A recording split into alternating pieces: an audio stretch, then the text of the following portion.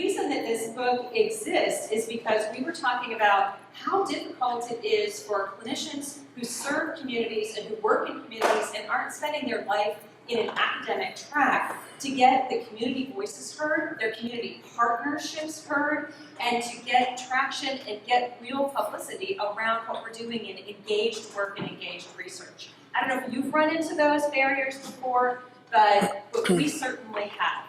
And I got an invitation to participate in a book about physicians and training physicians back in 2012. And I wrote a chapter with some co-authors on emotional intelligence and building emotional intelligence skills in physicians. And the book is free to download any place in the world. And I thought that was a pretty cool dissemination strategy. And before I knew it, I got an email saying I had 5,000 downloads. And then I got an email saying I had 10,000 downloads, and it helped me get a promotion, which I thought was pretty cool at the university. And then we started talking about, you know, we need to find the venue to help our fellows get the audience and the voice in that dissemination. Maybe we could do our own book. And so at that time, Cohort 1 was just finishing their second year. And so we said to them, want to be guinea pigs again? You know, one more time? Anybody interested in doing this? And everyone in the room said they wanted to participate in this completely optional project, which took them 2 years. They were working on it through their first year of being an alumni. So these are folks who, by and large, are not a lot of academicians. They mostly have not written book chapters before. And we ended up having a chapter in the book from every team. Not everybody wrote the chapter, but we had at least one person or two people from every team was like, I'm going to take this on. So we're really excited that these ideas about how to partner with communities in ways that, as this book is showing, and as the projects, if you've been following them for Cohort 2, Cohort 3, it's demonstrating we really can close the gaps in health disparities in communities. It's amazing the work that you are doing, and we want to find a way to showcase that for the world so that you get the recognition you deserve and others can be inspired by your work and your learning, and they can stand on the shoulders of greatness, which are you guys, just like we all stand on the shoulders of people who came before us and grew us and taught us and mentored us down this path. So, we are so excited about this. We are hopeful that there might be a way to do another one in the future. Fingers crossed. So if you're interested in that, we're trying to pursue that now. It was a lot of work, hundreds of hours of work. But so we're super excited, and we wanted to share a little bit of cliff notes with you from the book so you get a little taste of it. The book includes 5 chapters describing the equity-centered leadership framework that you all have experienced, and 10 chapters authored by participants in the Clinical Scholars Program, as well as Culture of Health Leaders, one of our sister programs that are supported by the Robert Wood Johnson Foundation.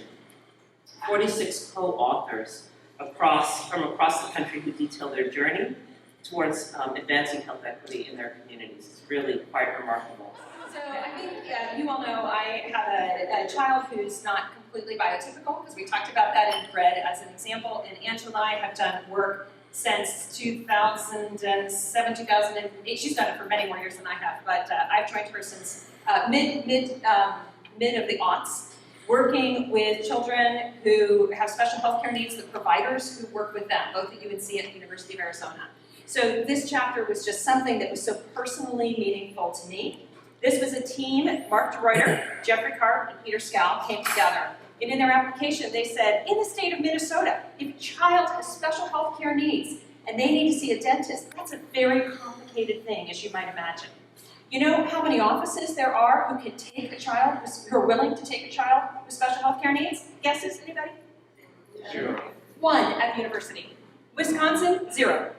And so they had like a 9-month waiting list to see kids who could, who had special health care needs but needed a cavity filled. And after 9 months, that's not just like needing a cavity filled anymore. So they both needed to fill the gap of care, but also fill the gap of providers. And so some of the things, they named their team Minnie Mouths. Isn't that darling? So, Team Minnie Mouths mobilized the expertise and lived experience of an audiologist, pediatric dentist, pediatrician, a family navigator, and community health workers. This Minnesota team incorporated principles from Project ECHO, that is Extension for Community Healthcare Outcomes, ECHO, ECHO, a model for lifelong medical learning and collaborative practice that links primary care physicians with specialist care teams to deliver quality treatment to patients with complex chronic conditions. So their team provided frontline clinicians with the knowledge and support they needed to manage patients with complex conditions, dramatically increasing access to the specialized dental care required by children with special health care needs. A typical tele-echo clinic included a guest presentation related to barriers in providing care and dental homes for children with special health care needs, 2 case studies, a robust discussion among the attendees regarding the cases and barriers presented, and a conversation regarding resources available to mitigate common obstacles. Training was also provided for the next generation of oral health providers. A best practices conference on dental homes for children with special health care needs was attended by nearly 200 stakeholders.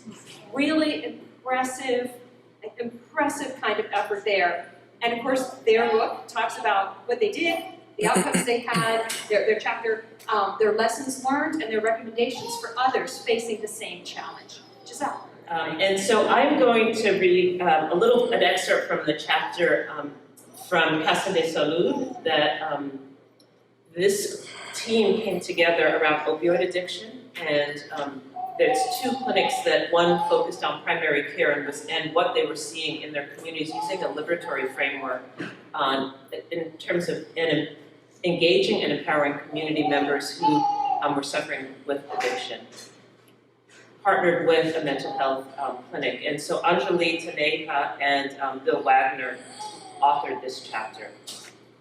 This chapter describes a holistic and community-informed approach to addiction.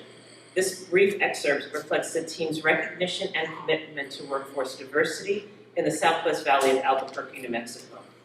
The Story of Strong Roots program focuses on addressing individual healing as well as the underlying causes of addiction.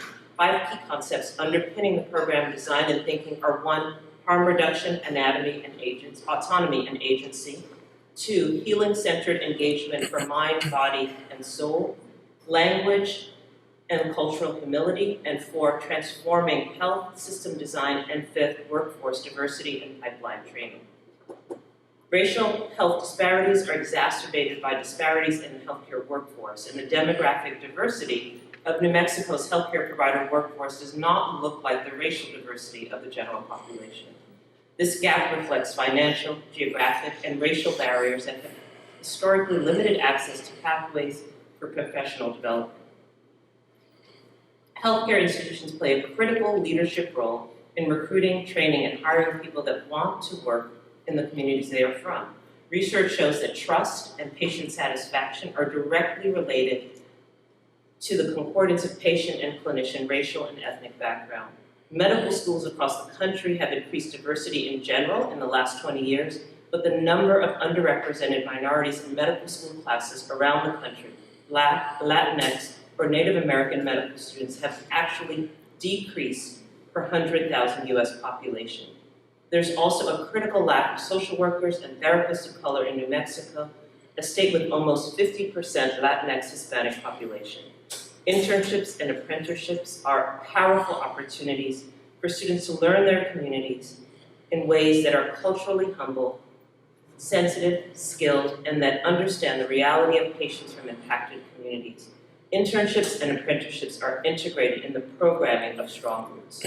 You can download and read about other groups, like Upstate New York Group found out that there were no gender affirming care for 300 miles where they were in upstate rural New York, and by the time they were done, they had 1,000 patients and had become like a division in their health system. So this is going to exist and endure long after they retire. They have millions of grants by the end of their program. One of the groups that you can read about in Maryland helped get the laws changed in the United States to allow telemedicine to change the FDA laws. to change so that telemedicine was okay for opioid addictions treatment. And if that's not a culture of health impact, I don't know what is. Equally excited about all the work that you were doing, and we are very eager to let the world know that you guys rock. And we really can impact the culture of health by working together. Thank you very much.